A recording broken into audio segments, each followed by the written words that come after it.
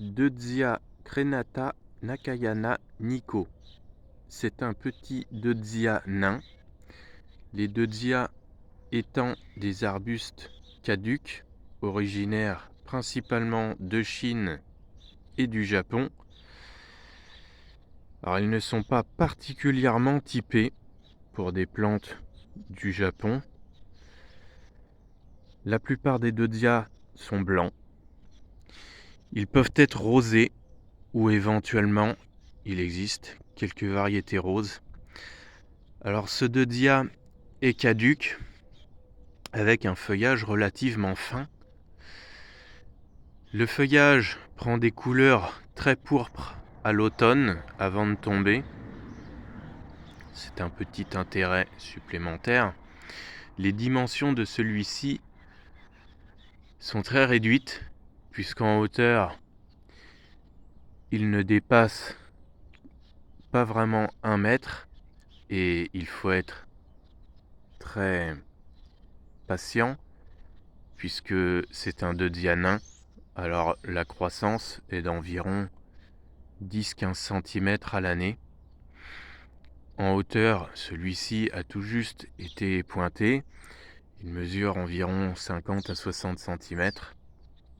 Il n'est vraiment pas très haut. Il forme plutôt un coussin, un espèce de dôme. Aujourd'hui, la largeur est d'environ 70 cm. Il a déjà une dizaine d'années de plantation. C'est un deutzia qui est très bien en bordure. On n'en fera jamais des haies basses ni des haies libres.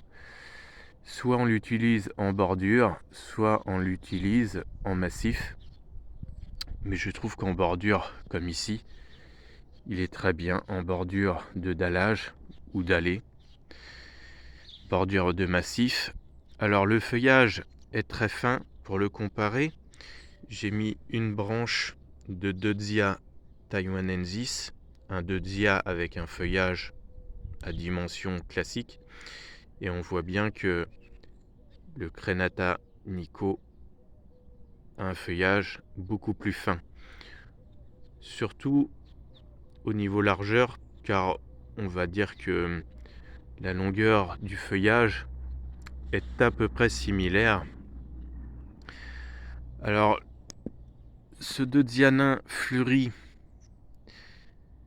fin avril, début mai. La floraison est assez durable, un petit peu discrète car ce n'est pas un arbuste qui se transforme en boule blanche en l'espace de quelques jours. Les fleurs se succèdent et on peut voir des fleurs totalement épanouies comme des fleurs encore bien en bouton qui sont loin de s'ouvrir. Alors la floraison est durable, on va dire que la plante fleurit un bon mois. On ne peut pas dire que ce soit un arbuste qui apporte beaucoup de caractère à un jardin, mais le mettre dans un jardin japonais n'est pas forcément une fausse note, puisqu'il vient de là-bas. Et la plupart des deutzia se trouvent à l'origine en Chine et au Japon. Quelques deutzia provenant par exemple des Philippines. Mais ce sont des plantes d'Asie. Au niveau couleur, on ne trouvera pas grand-chose d'autre que du blanc. En général, il n'y a que le feuillage qui peut prendre des couleurs.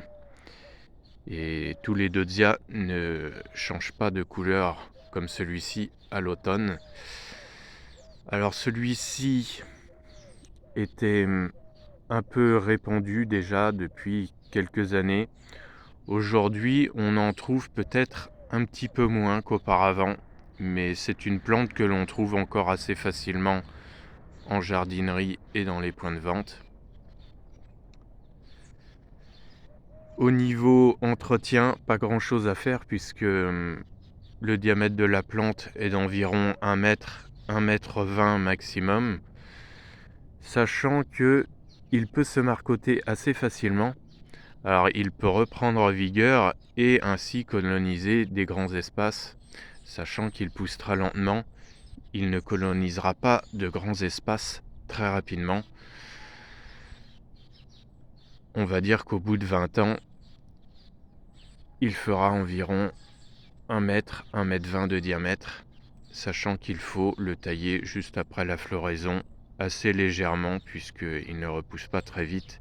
Inutile de revenir sur du très vieux bois. On épointe avec un ciseau. Alors ce sera fin mai, début juin, juste après les dernières fleurs.